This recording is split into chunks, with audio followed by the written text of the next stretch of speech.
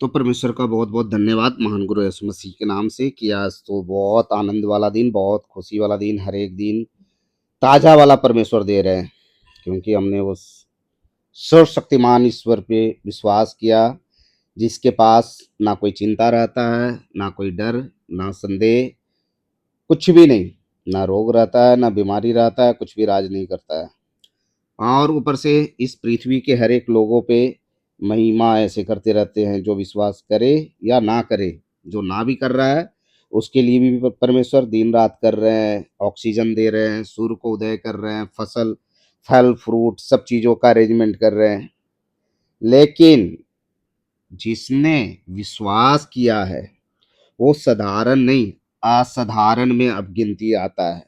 क्योंकि वो असाधारण इसलिए हो गया क्योंकि उसके अंदर अब कोई रोग नहीं है। रोग इसलिए नहीं है क्योंकि उसने ईर्ष्या करना बंद कर दिया, उसने जलन करना बंद कर दिया, उसने चुगली करना बंद कर दिया, उसने बेविचार करना बंद कर दिया। क्योंकि आप असाधारण इसलिए हो क्योंकि आप बुरे कामों के लिए मन को चेंज कर लिया। इसलिए आप साधारण नहीं, असाधारण हो। और जो असाधारण हो गया, क्योंकि जो आज भी जो बुरे काम कर रहा है, जिसके अंदर चोरी चकारी, ईर्ष्या, जलन, विरोध, फूट, विधर्म, पियक्कड़, जो भी गंदे चीज जो भी है, तो वो तो साधारण है। और साधारण आदमी के अंदर तो रोग दुख बीमारी हर एक चीज काम करते रहेगा। जो परमेश्वर का वचन जान कर भी और ये सब चीजें करते रहे तो विश्वास करके भी साधारण रहेगा। लेकिन आप असाधारण इसलिए हो क्योंकि आप परमेश्वर की आज्ञा के अनुसार चल रहे हो। आपके अंदर ना कोई खोट है, बिल्कुल आप पारदर्शी हो गए। जिस तरह से शीशा के इस तरफ, जिस उसी तरह से शीशा के उस तरफ आपका तो ऐसा हो गया, ट्रांसपेरेंट। जैसा बाहर देख रहे हैं वैसा अंदर भी। परमेश्वर ने तो ऐसा वाला मन, नया वाला मन, नया जीवन, नया आत्मा, सब कुछ आपको परमेश्वर ने नया कर दिया। इसलिए आप कितनों सामने कंडीशन दिखा रहा है, इतना आप जान लो कि पीछे जो आपके खड़ा है वो हमेशा कंडीशन दिखाएगा। वो हमेशा दिखाएगा, ये किए आपने तो ऐसा हुआ, वो किए आपने तो ऐसा हुआ, ये चीज़ तो अच्छा नहीं है, वो चीज़ अच्छा नहीं है, सही नहीं है। नेगेटिव बुलवाना, कैसे भी बुलवाना, जो पीछे है। लेकिन जो आपके आगे है, जो आपके अंदर है, वो नहीं चाहता कि आप नेगेटिव बोलो। क्योंकि अब आप असाधारण हो, साधारण नहीं हो। इसलिए हमेशा हमारा फोकस आगे की ओर होना चाहिए। जो अपने आप को दीन बनाएगा, नर्म बनाएगा, नर्म भूमि पे ही बीज को बोया जाता है, वहीं फसल भी होता है। और जहाँ बंजर भूमि होती है, जहाँ पथरीली भूमि होती है, वहां कभी भी पत्थरों पे बीज को नहीं बोया जाता। लेकिन जहाँ नरम भूमि होती है वहां फसल भी बहुत अच्छा। तो जहाँ मन नरम होता है तो फसल भी बहुत अच्छा वाला, परमेश्वर का वचन भी वहां बहुत फलता है, फूलता है और बहुत उन्नति की ओर जाता है। तो आपके पास तो वो वाला मन, क्योंकि घमंड से चढ़ी हुई आंख या गुस्सा से बोला हुआ मन कभी भी परमेश्वर के राज्य में प्रवेश तो नहीं करता। हम जितना अपने आप को छोटा बनाएंगे, घमंड नहीं, घमंड इन बातों का करो कि आपका नाम स्वर्ग में लिखा गया। घमंड इन बातों पे करो, पृथ्वी की बात, धन और दौलत और पैसे, ये सब चीज तो नाश हो जाएंगे, कीड़े लग जाएंगे, चोर सिंध लगा देगा। कोरोना के समय पता भी चल गया था कि पैसे का भी क्या मोल है और क्या मोल नहीं है। पैसा रहते भर में भी करोड़पति करोड़पति, अरबपति अरबपति लोग चले गए। तो किस बात का हम घमंड करें? घमंड परमेश्वर के राज्य में तो नहीं चल सकता है। हम कितनों अपने अगुओं के सामने दीन बने, नरम बने और बहुत अच्छे बने, लेकिन मेन किसके सामने अच्छा बनना है? मेन उस परमेश्वर के सामने अच्छा बनना है, मेन परमेश्वर के सामने दिन बनना है।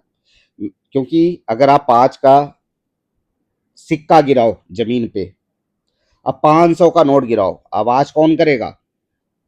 आवाज 5 का सिक्का करेगा, क्योंकि उसका वैल्यू कम है। 500 का वैल्यू तो बहुत ज्यादा है। तो जिसका वैल्यू होता है वो आवाज नहीं करता, वो हल्ला नहीं करता, वो दिखावा नहीं करता, वो हमेशा शांत रहता है, उसका मन हमेशा शांत रहेगा, वो अपनी बड़ाई कभी नहीं चाहेगा। जैसे दो मनुष्य मसीह में सोए, ऊपर गए तो एक को एंट्री मिला और एक को एंट्री नहीं मिला। तो एक आदमी ने बोला, यीशु मसीह ने बोला कि मैं तुझे नहीं जानता। तो वो आदमी बोला, हे प्रभु, थोड़ा मैं तो आप मुझे नहीं जानते, आप नीचे पृथ्वी पे जाओ और देखो, मैंने कितने बाइबल सोसाइटी खिलवा दिए, कितने हॉस्पिटल खुलवा दिए, कितने बाइबल हमने बांटा, कितना स्कूल हमने खुलवा दिया, कितना हमने दान किया, कितना हमने ऐसे ऐसे काम किए। आप नीचे जाओ और किसी भी आदमी से मेरा नाम पूछना, सब जानते हैं हमें। और इसे तो कोई भी नहीं जानता, इसे आपने एंट्री करवा दिया, जो कोई जानता भी नहीं। तो प्रभु यीशु मसीह ने बोला कि तू नीचे अपनी बड़ाई के लिए हॉस्पिटल, मेरी बड़ाई के लिए कुछ नहीं किया, मेरे नाम को ऊंचा नहीं किया, मेरे नाम का आदर नहीं किया, तुमने अपने नाम का आदर किया, अपने नाम को ऊंचा उठाया, अपने नाम को बड़ा बनाया।